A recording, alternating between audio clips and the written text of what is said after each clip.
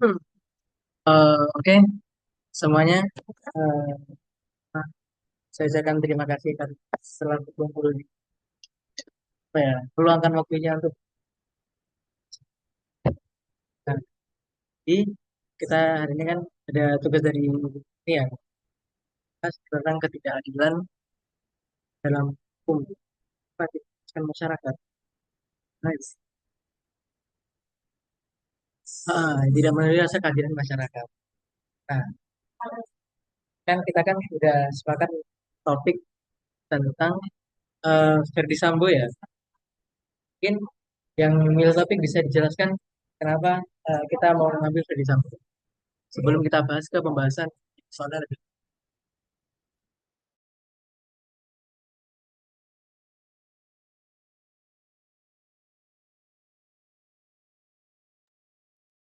Oke, mungkin dari aku sendiri mungkin karena topik Verdi Sambo ini kan udah lumayan lama ya. Terus tapi masih relevan gitu loh untuk dibahas.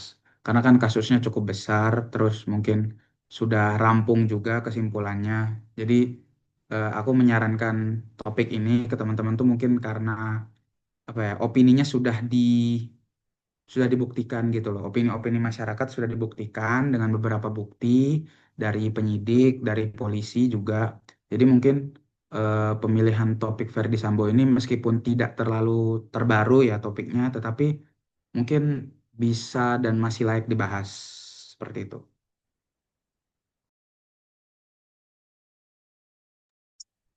Oke, oke. Mungkin ada pendapat lain. Aku juga setuju sih sama kasusnya karena ya menurutku juga itu nggak adil sih karena dia udah bunuh orang secara eh, berencana ya, apalagi sampai bawah-bawahannya itu juga ikut disuruh suruh gitu. Jadi kayaknya rasanya nggak adil aja gitu kalau misalnya harus diturunin hukumannya gitu.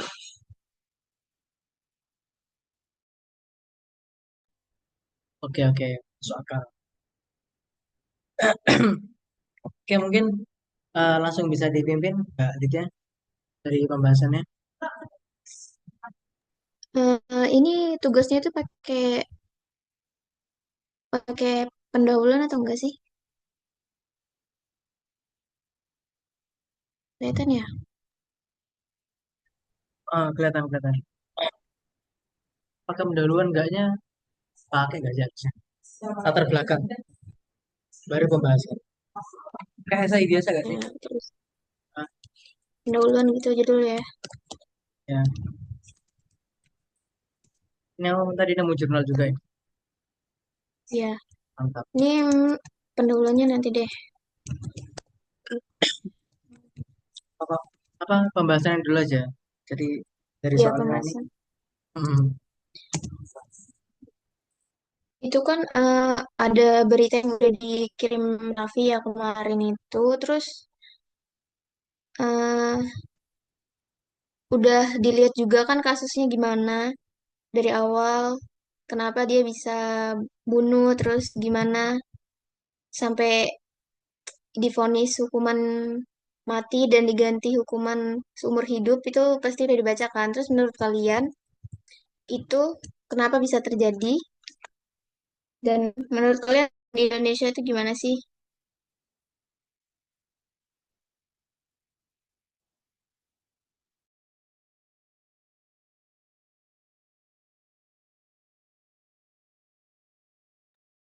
Mungkin siapa dulu? Aku ini sih mau nge-review jurnalnya.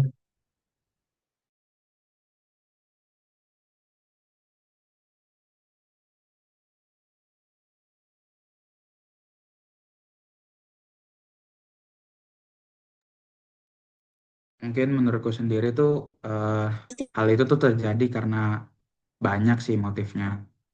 Terus beberapa pertimbangan juga udah dilakuin sama hakim, kayak keputusan untuk menghukum Verdi Sambo ini kan emang terjadi kan karena itu kan pembunuhan berencana kan.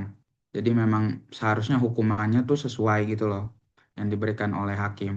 Tapi mungkin ada intervensi-intervensi lain, mungkin dari faktor eksternal, mungkin dari jabatan Verdi Sambo sendiri, atau mungkin dari kejanggalan kasusnya, dari eh, ya pokoknya motif yang dia perbuat tuh masih rancu pada saat itu. Tetapi mungkin kan sudah dirampungkan dan sudah diselesaikan juga eh, sidangnya, dan finalisasinya kan menurunkan hukuman mati menjadi hukuman seumur hidup. Tapi sampai sekarang kan tidak ada kabar kelanjutan kasus ini kan. Jadi eh, apa ya, itu menjadi salah satu eh, pertimbangan hukum yang harus harus diawasi terus-menerus gitu loh. Gitu sih. Terus kan hakim juga apa ya, berkuasa untuk mempertimbangkan aspek positif atau negatif dari Verdi Sambo itu sendiri kan ketika menyusun suatu pidana terhadap terdakwa kan. Nah, oleh karena itu mungkin latar belakang Verdi Sambo yang tadi saya sebutkan itu juga mempengaruhi beberapa keputusan hakim gitu loh. Jadi kayak hukumnya ini masih eh, terganggu lah.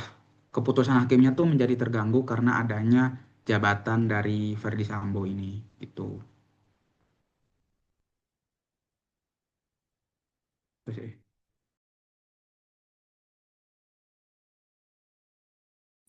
Yang lain ada lagi nggak?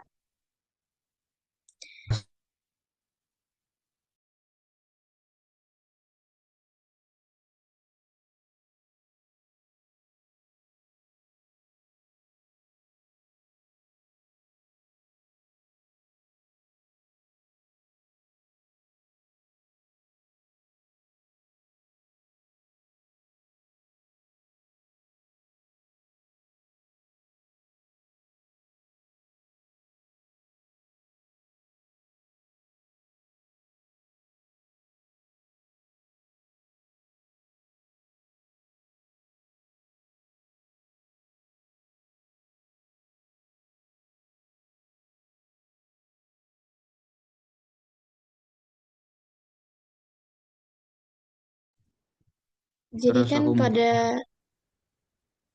sabar dulu. lanjut lanjut Rifki, lanjut. Oke. Jadi aku juga pengen mention mungkin Undang-Undang Nomor 1 Tahun 2023 tentang KUHP itu kan menetapkan bahwa hukuman mati itu bukan lagi dianggap sebagai hukuman utama, tetapi mungkin sebagai salah satu bentuk hukuman hukuman khusus gitu loh. Jadi mungkin itu menjadi salah satu apa ya, keputusan yang diambil hakim sendiri. Terus apa ya? eh, Mungkin keputusan itu tuh mendekatkan menekankan pada tujuan dari pidana gitu loh, yaitu sebagai alat untuk mencegah kejahatan, terus rehabilitasi, mungkin menyelesaikan konflik, terus apa ya, pokoknya menciptakan rasa aman dan damai. Terus juga apa ya, mungkin sebagai bentuk hukuman yang dapat menumbuhkan penyesalan pada terpidana. Tuh.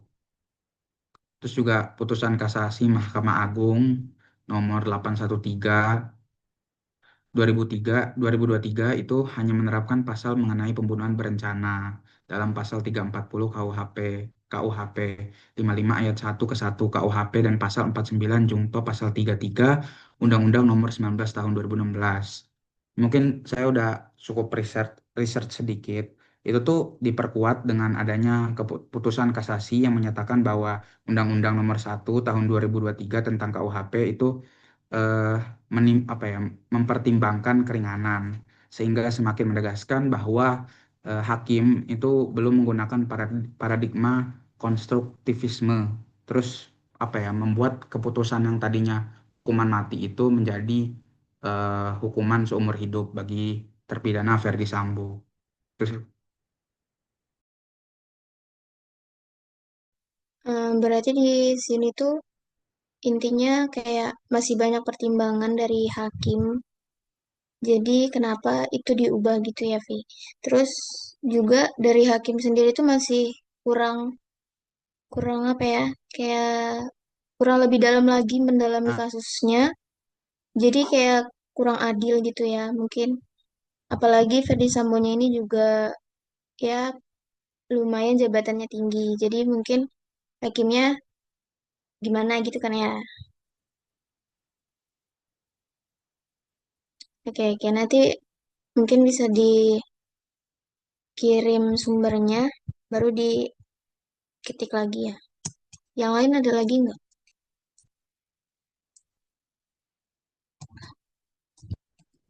So ya, kalau menurut gue aku juga sama nih, sama kayak yang diucapkan Raffi. Kan dari pengaruh pangkatnya Sambo ini, dan juga kan sekarang kan hukuman mati itu udah bukan hukuman utama kan. Jadi ya itu sih yang jadi pertimbangan kenapa Sambo tidak dihukum mati.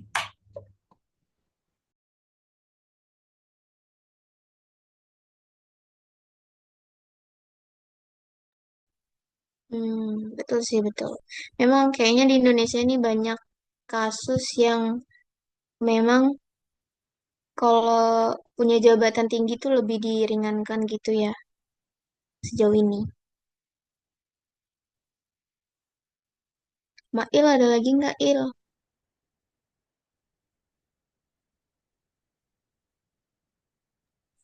Sebentar. Ini aku lagi apa mendalami tentang kenapa si hakim ini bisa memberikan remisi atau tidak pengurangan masa tahanan. Apa ya? Ke penurunan kuasa hukum lah. Pokok dari yang hukuman mati ke pidana. Nah, ini aku lagi mendalami apa kenapa si hakim ini motifnya memberikan kayak gitu. Sebentar. Nanti akan kasih kesimpulan. Mungkin si Farah dulu bisa memberikan pendapatnya. Eh, aku juga baca-baca ya tadi. Penyebab pembunuhan berencana itu juga bukan cuma karena ini, apa sih jabatannya si Verdi Sambo itu soalnya di atas gitu loh. Tapi tadi juga ada ini soalnya pelecehan, apa ya, dugaan pelecehan terhadap istrinya. Nah, itu meskipun belum diklaim tidak terbukti secara hukum, tapi itu juga bisa ngebuat Verdi Sambo itu itulah apa sih jadi merencanakan itu loh.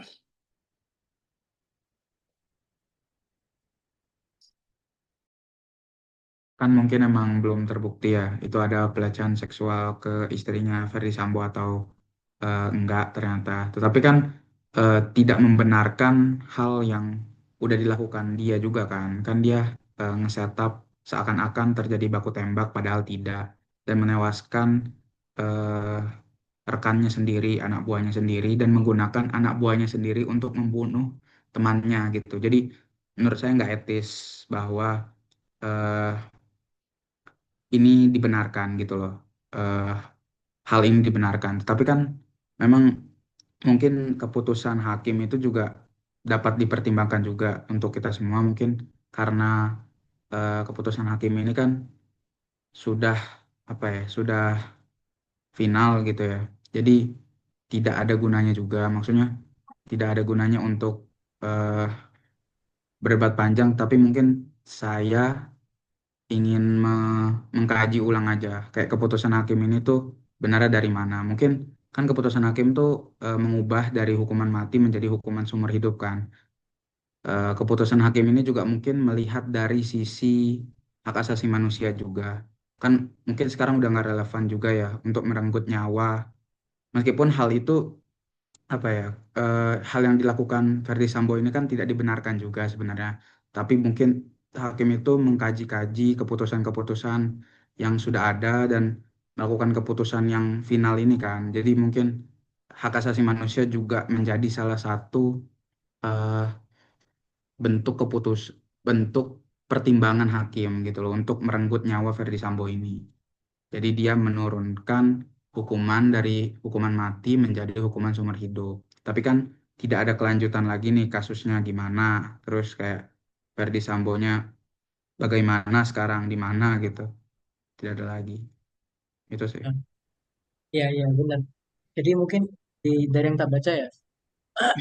Yang pertama itu benar katanya Raffi tentang apa ya, sejahat-jahatnya pembunuh itu kan juga tetap manusia dan juga masih punya hak asasi manusia. Mungkin salah satu pertimbangan hakim dari situ. Yang kedua, apa seharusnya ya, saya berdasarkan jurnal dari Universitas apa ini, Rahmatullah, Unsrat. Nah, apa di mana seharusnya perkara tindak pembunuhan berencana kalau misal sesuai dengan ini ya, Kepres RI nomor 174 tahun 1999 itu eh, apa ya, penurunan tindak pidana itu tidak berlaku kepada terpidana yang hukuman pidana mati atau pidana seumur hidup gitu. Tapi kalau misal berdasarkan yang kan udah jadi ya, udah putusan Mahkamah Agung, ya mau gimana lagi? Bahkan sampai mau apa ya, berdasarkan putusan yang tadi 813 PID dari 2023 itu kan yang nomor 3 itu membebankan biaya perkara pada tingkat sanksi pada negara, bahkan negara sampai nanggung. Terus kalau misalnya berdasarkan Direktorat Jenderal Permasyarakatan Kementerian Hukum dan HAM, Undang-Undang Nomor 22 tentang Permasyarakatan ya, itu pada pasal 10 ayat 4 itu menegaskan ya, bagaimana pada ayat 1 yang remisi tidak berlaku bagi pidana gitu. Nah, tapi yang tak bingung ini, makanya ini, jadi kayak dalam putusan hakim itu tidak ada kejelasan. Harusnya kalau misal berdasarkan yang ini Undang-Undang Nomor 22 tahun 2000, kan nggak boleh dong. Cuman karena sampai jadi, akhirnya keputusan hakim ini masih apa ya, dipertanyakan ketidakjelasan itu. Nah, dan ini juga yang memicu kayak masyarakat tuh kayak gak adil, wah gak adil nih. Harusnya kan kayak gini, harusnya kayak gini. Nah, menurutku gitu ya. Itu sih.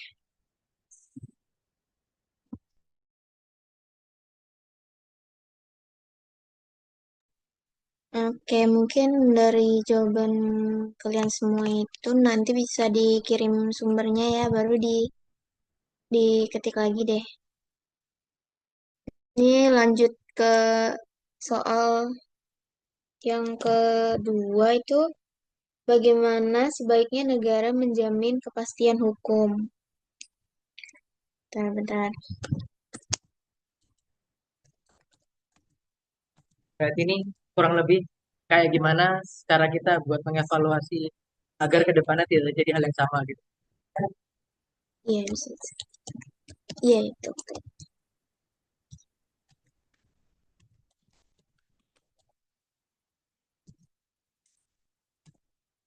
Mungkin solusinya ke depannya gimana?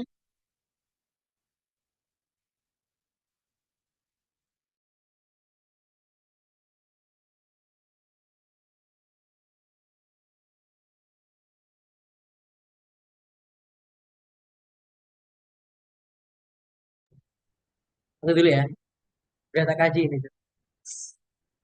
Jadi, gak apa ya, aku dulu kan. Iya, ya. Nanti aku nambahin kalau Nggak apa-apa, nggak apa-apa. pengen ada Oke. yang tambahin. Hmm.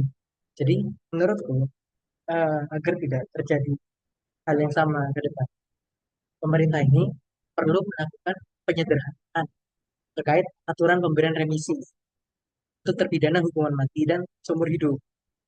Biar aturan ini jelas, batasan ini jelas.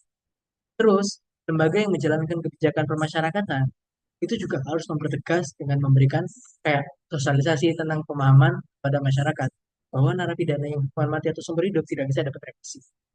Gitu. Jadi, yang aku maksud di sini itu gimana caranya? Karena hal ini apa ya, keputusan ini terjadi karena masih belum ada batasan yang jelas ya. Jadi evaluasinya apa? Dengan membuat batasan yang jelas itu aja, agar tidak ada kayak hal yang rancu atau ambigu sampai bisa dibuat apa ya, apa ya, bisa diuntungkan lah. Nah, kataku gitu.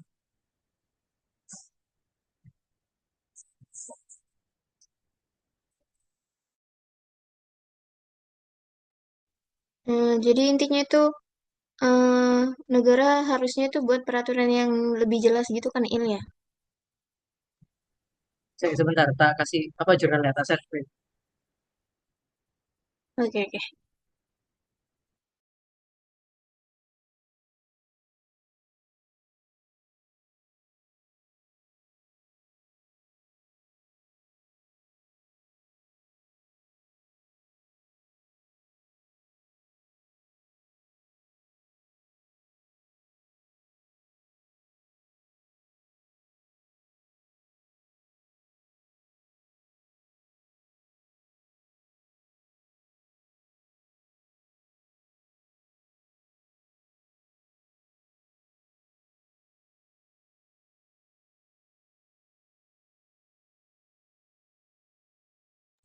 Sorry sorry, kemute. Oh, dari tadi ngomong. Ini nih, jadi yang tak izin. Apa ini? Pemerintah perlu melakukan penyederhanaan terkait aturan pemberian remisi. Ini yang tak izin tadi ya, tentang ininya. Nah, sekalipun Ferdi Sambo pengajukan kita dapat nasihat. Jadi tidak berlaku bagi narapidana yang jadi pidana seumur hidup ketika harusnya nggak bisa. Makanya eh, dipertanyakan banget. Nah, untuk itu gimana caranya agar ke depannya tuh apa ya, udah jelas keputusannya. Cara apa? Jadi kita berikan kayak batasan yang jelas. Nih. Nah, terus juga lembaga yang menjalankan kebijakan permasyarakatan itu juga harus mempertegas dan memberikan sosialisasi dalam pemahaman bahwa itu gini. Ya, itu aja.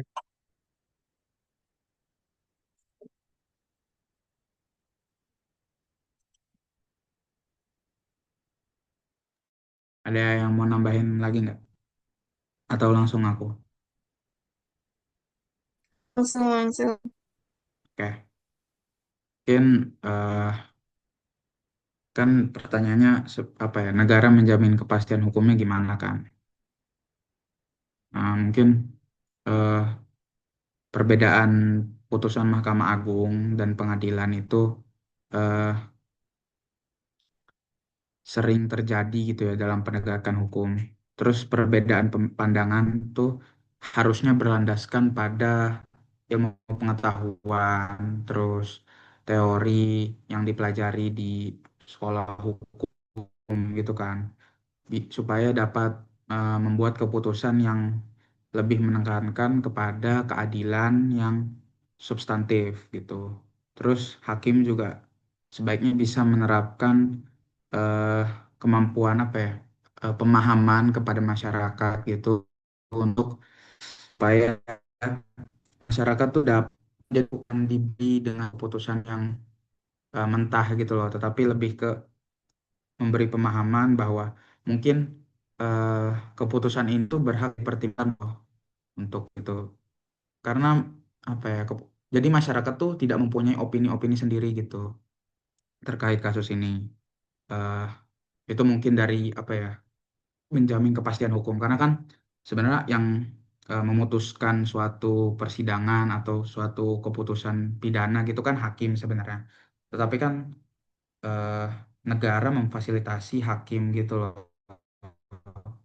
Jadi ya hakim yang berhak atau berkuasa gitu di persidangan. Jadi mungkin hakim juga bisa menjelaskan kenapa Ferdy Sambo itu diganti hukumannya dari hukuman mati menjadi hukuman seumur hidup. Terus juga mungkin hakim bisa eh, menjelaskan atau mengeksplorasi lah seenggaknya. Kayak memberitahu keputusan ini tuh didasarkan karena Ferdy Sambo misal eh, mengalami tekanan mental atau mungkin eh, apa ya, Berperilaku kesalahan dalam baik. berpikir. Ya, ya itu juga menjadi salah satu cacat hukum menurut saya. Terus juga mungkin Verdi Sambo ini, pokoknya Verdi Sambo itu harus dieksplorasi gitu loh. Kayak pemikiran dia, kenapa dia bisa membuat men-setup kasus seperti itu gitu loh. Kan cukup mengerikan ya setup dia sampai dia menembak tembok-temboknya itu untuk apa ya, seakan-akan Enggak, terjadi baku tembak, seakan-akan dia tidak terlibat dalam kasus tersebut gitu padahal sebenarnya kan dalangnya dia. Oke. masyarakat harus diberi bukti-bukti itu gitu loh, supaya tidak membuat keputusan hakim ini diragukan. Itu sih menurut saya. Terus mungkin dengan menerapkan itu mungkin peristiwa yang sama itu bisa diminimalisir gitu loh untuk terulang kembali. Jadi intinya kita tuh belajar. Jadi negara itu dan masyarakat akan belajar dari pengalaman kasus ini gitu loh untuk tidak meragukan keputusan hakim. Dan hakim juga bisa menjelaskan tidak seluruhnya kok. Maksudnya hakim menjelaskan poin-poin yang eh, menyangkut keputusan dia aja gitu ke masyarakat.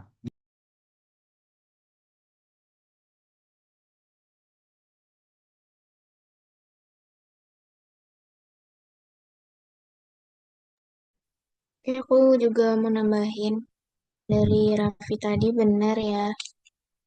Mungkin dari hakimnya itu sendiri juga masih kurang dalam eh, melakukan pengetahuan-pengetahuannya mungkin selama eh, kuliah mungkin ya sama dia belajar ilmu hukum itu masih kurang dilakukan di kasus ini. Jadi masih banyak eh, apa ya kayak mungkin tahap-tahap yang belum dia lakukan gitu. Nah, jadi dia berbuat kurang adil mungkin ya di sini. Itu sih. Mungkin ke depannya ya itu tadi benar yang dibilang Raffi harus lebih berlandaskan teori ya. Pengetahuan ilmunya juga mungkin ke depannya bisa lebih digunakan lagi.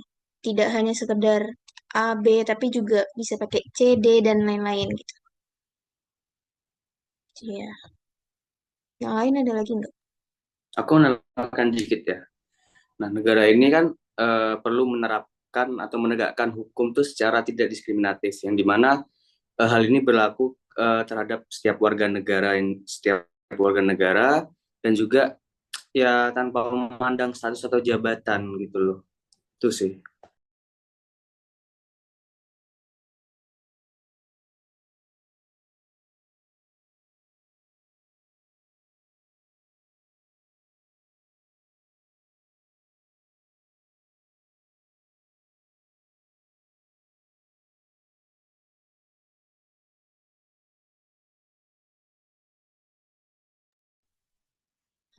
Farah ada lagi mungkin? Udah cukup.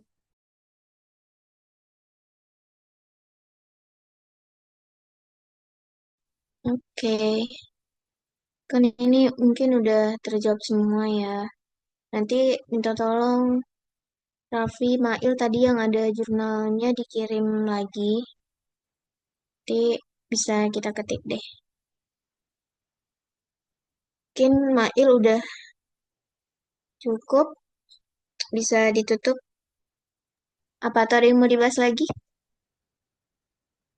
Dari aku gak ada sih.